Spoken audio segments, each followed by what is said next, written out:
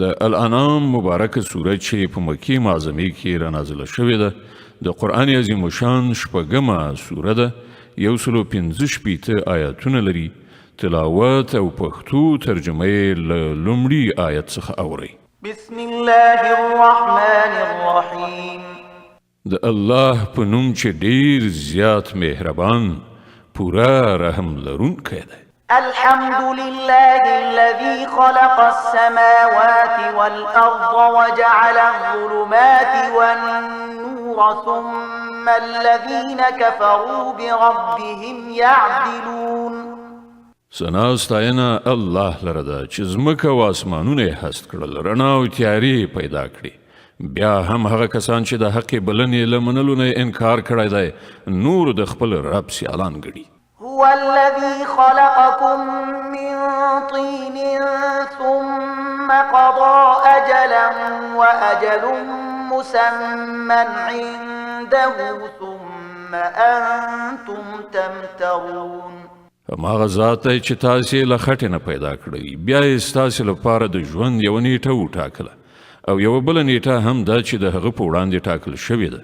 خو تاسې یې چې په شک کې لویدلي یاست وهو الله في السماوات وفي الأرض يعلم سركم وجهركم ويعلم ما تكسبون هماغه یو خدای په آسمانونو کې هم دی او په ځمکه کې هم ستاسې په ښکاره او پټو ټولو حالاتو پوهیږي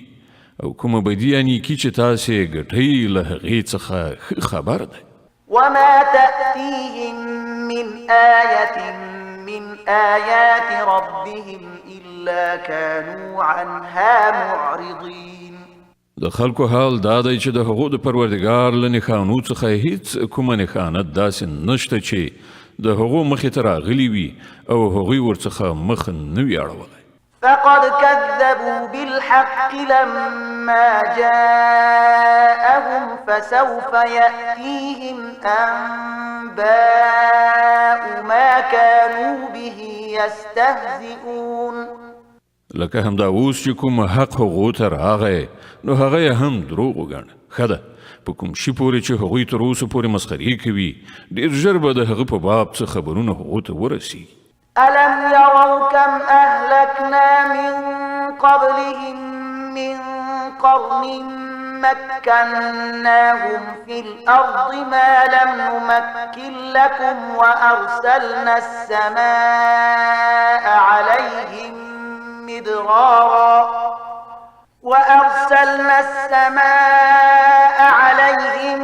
مدرارا وجعلنا الأنهار تجري من تحتهم فأهلكناهم بذنوبهم وأنشأنا من بعدهم قرنا آخرين آیا هغوی نه دي لیدلي چې له هغو نه مخکې څومره داسې ملتونه موږ تباه کړي دي چې د هر یو په خپل خپل دور کې نوم او واکمني وه موږ په ځمکه کې هغو ته هغه وس واک وربخلی و چې تاسې ته مو نه دی دربخلی پر هغو مو له اسمانه ښه ورښتونه وکړل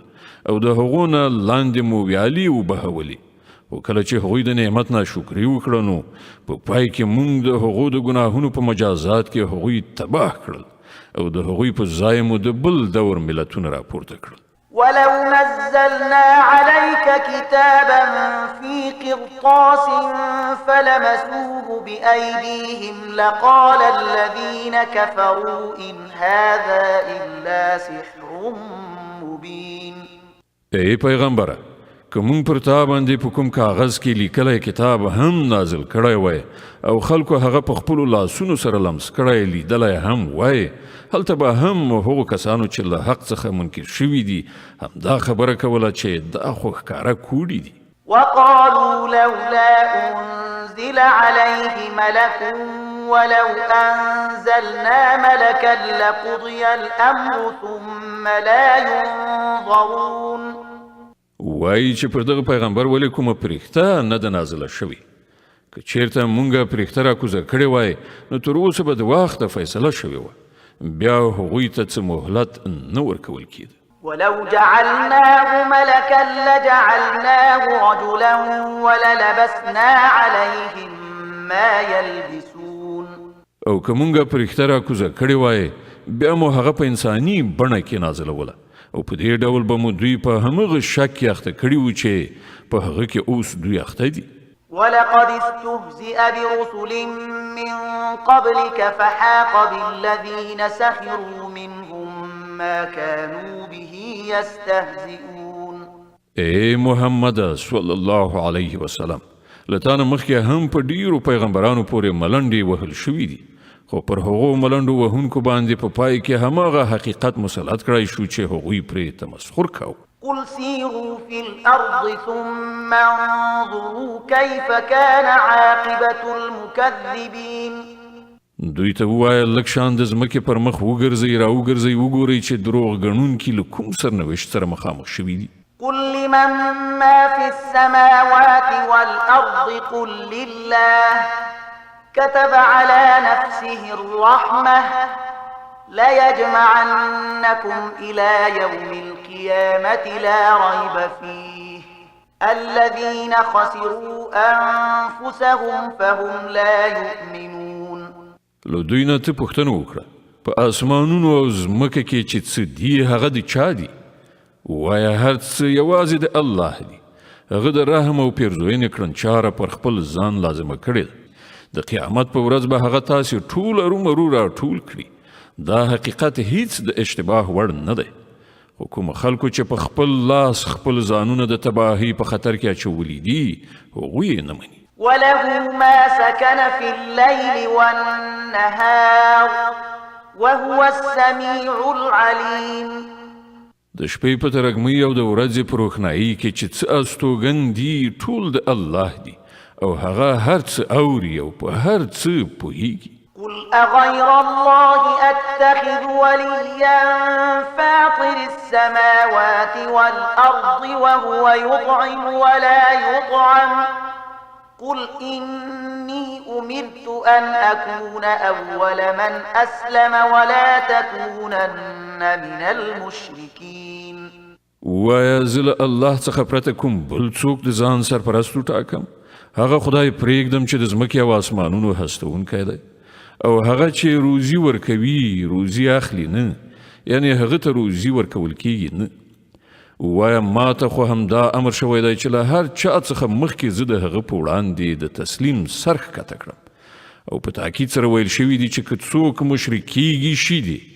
ته په هیڅ صورت له مشرکانو څخه مه کیږه. قل إني أخاف إن عصيت ربي عذاب يوم عظيم. وایه که زه له خپل خدای نه سر وغړوم نو ویرېږم چې په یوه لویه هیبتناکه ورځ کې به له عذاب سره مخامخ شم. من يصرف عنه يومئذ فقد رحمه وذلك الفوز المبين. په هغه ورځ چې څوک له عذابه وژغورل شو پر هغه باندې الله ډېر لوی رحم وکړ او همدا څرګند بریالیتوب دی. وإن يمسسك الله بضر فلا كاشف له إلا هو وإن يمسسك بخير فهو على كل شيء قدير. که الله تا ته کوم ډول زیان ورسوي نو له هغه پرته بل څوک نشته چې تا له هغه زیان څخه وژغورلی شي او که هغه تا ته په کومه ښېګڼه ګټه در واړوي نو هغه د هر څه وس واک لري. وهو القاهر فوق عباده وهو الحكيم الخبير. هغه پر خپلو بندگانو پوره برلاسی واکمن دی او د حکمت څښتن او باخبره دی. قل أي شيء أكبر شهادة قل الله شهيد بيني وبينكم وأوحي إلي هذا القرآن لأنذركم به ومن بلغ أئنكم لتشهدون أن مع الله آلهة أخرى قل لا أشهد قل إنما هو إله واحد وإنني بريء مما تشركون. له دوی نه پوښتنه وکړه د چا شاهدي تر هر چا لویه ده؟ ووایه زما او ستاسې ترمنځ الله شاهد دی او دا قرآن ماته د وحی په وسیله رالیږل شوی دی تر څو چې تاسې او هر هغه څوک چې دا ورته رسیږي ټول خبردار کړم. آیا په رښتیا سره تاسې دا شاهدي وهلی شئ چې له الله سره نور خدایان هم شته؟ ووایه زه خو دا شاهدي هیڅکله نشم ویلی. ووایه خدای خو هماغه یو دی او زه له هغه شرک څخه په قطعي ډول بیزار یم چې تاسې پکې اخته یاست. الذين آتيناهم الكتاب يعرفونه كما يعرفون أبناءهم الذين خسروا أنفسهم فهم لا يؤمنون. کوم کسانو ته چې مونږ کتاب ورکړی دی هغوی دا خبره داسې بې له اشتباه څخه پیژني لکه چې هغوی د خپلو زامنو په پیژندنه کې له هیڅ اشتباه سره نه مخامخ کیږي. خو کوم کسانو چې په خپل ځان په تباهۍ کې اچولی دی هغوی دا نه مني. ومن أظلم ممن افترى على الله كذبا أو كذب بآياته إنه لا يفلح الظالمون. او له هغه چانه به غټ ظالم څوک وي چې پر الله باندې د دروغ و بهتان ووایي یا د الله نښانې دروغ وګڼي. دا یقیني د داسې ظالمانو هیڅکله بری نشي موندلی. ويوم نحشرهم جميعا ثم نقول للذين أشركوا أين شركاؤكم الذين كنتم تزعمون. په کومه ورځ چې موږ دوی ټول راپاڅوو او له مشرکانو څخه پوښتنه وکړو چې اوس ستاسې هغه انګېرلي برخوال چیرته دي چې تاسې هغه خپل خدایان ګڼلي وو. ثم لم تكن فتنتهم إلا أن قالوا والله ربنا ما كنا مشركين.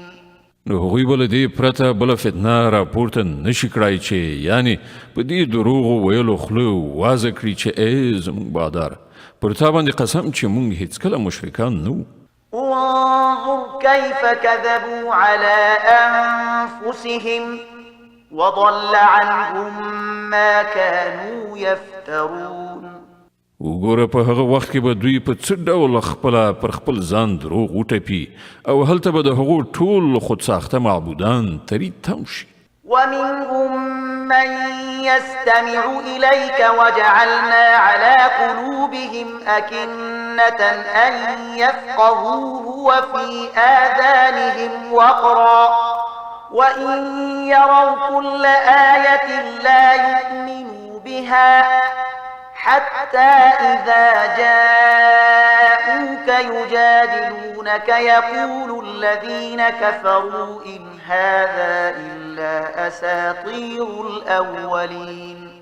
له دوی نه ځینې کسان داسې دي چې غوږ ږدي ستا خبرې اوري خو حال دا دی چې موږ د هغوی په زړونو باندې پردې اچولي دي چې د هغو له امله هغوی پرې هیڅ نه پوهېږي او د هغو په غوږونو کې مو کوڼوالی پیدا کړی دی چې د هر څه له اورېدو سره سره هم څه نه اوري.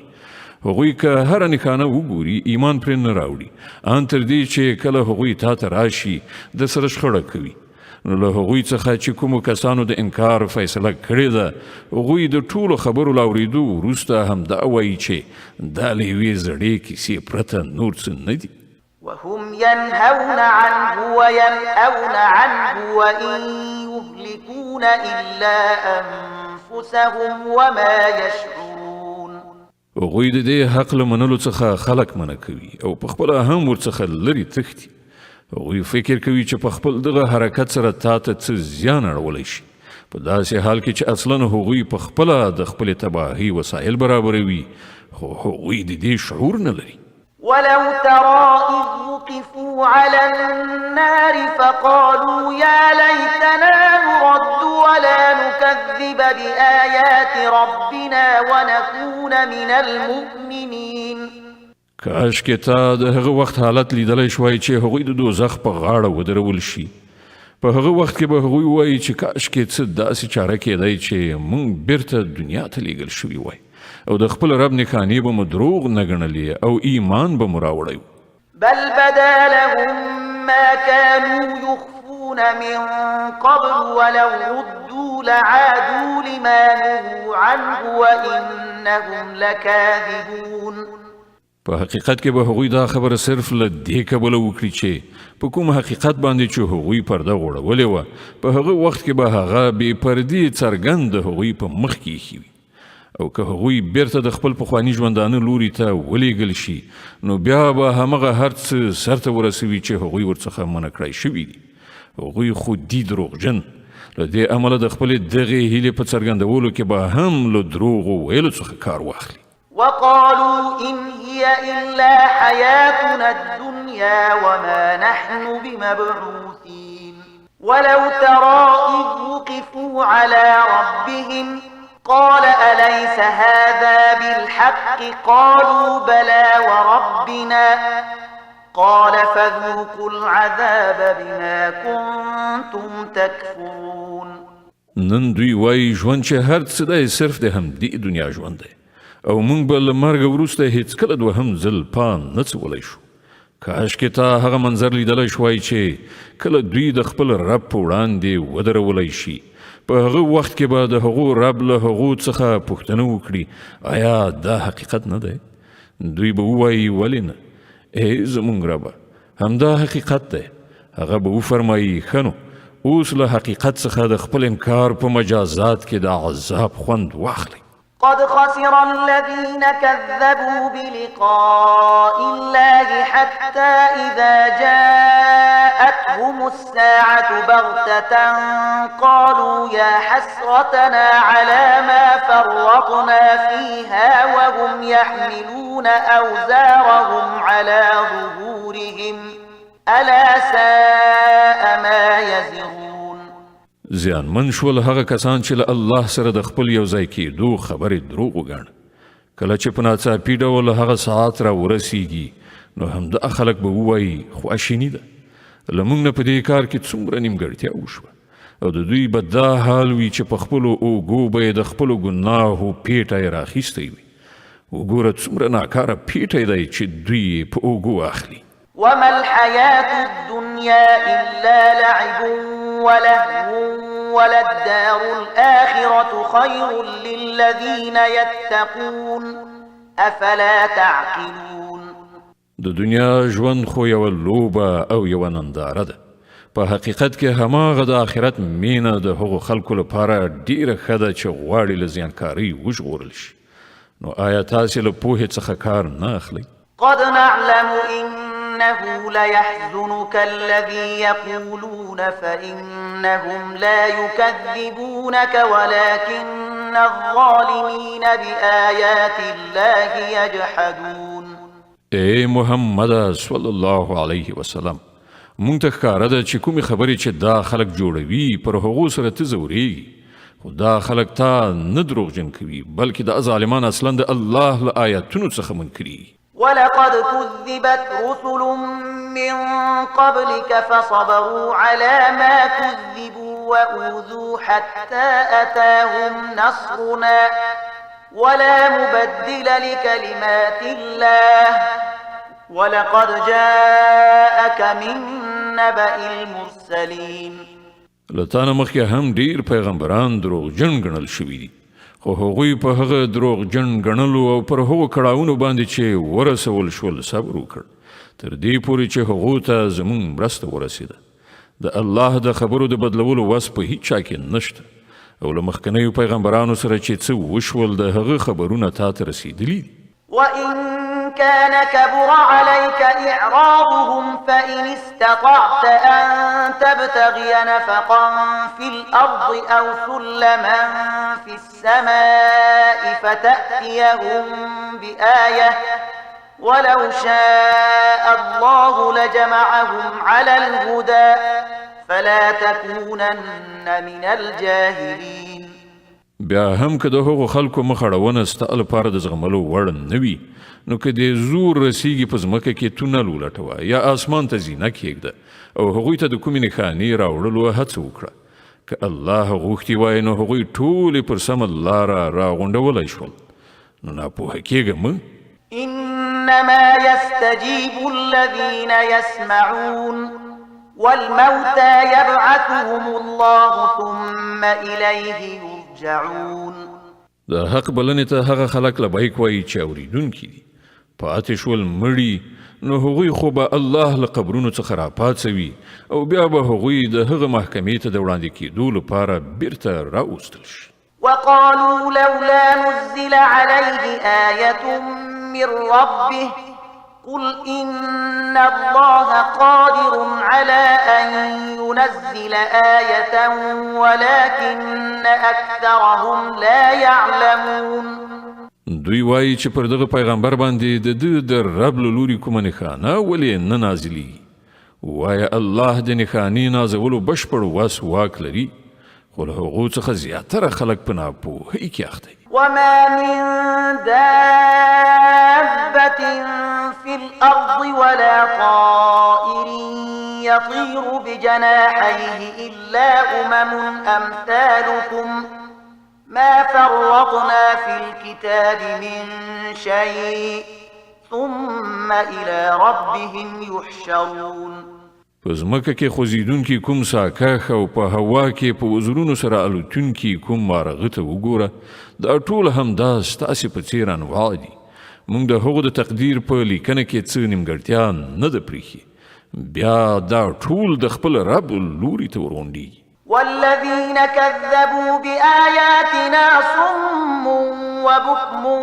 في الظلمات من يشاء الله يضلله ومن يشاء يجعله على صراط مستقيم. کوم خلک چې زموږ نښانې دروغجنې ګڼي هغوی کاڼه او ګونګیان دي په ترږمیو کې لوېدلي دي. الله چې چاته وغواړي ګمراه کوي او چاته چې خوښه شي پر سمه لاره یې برابروي.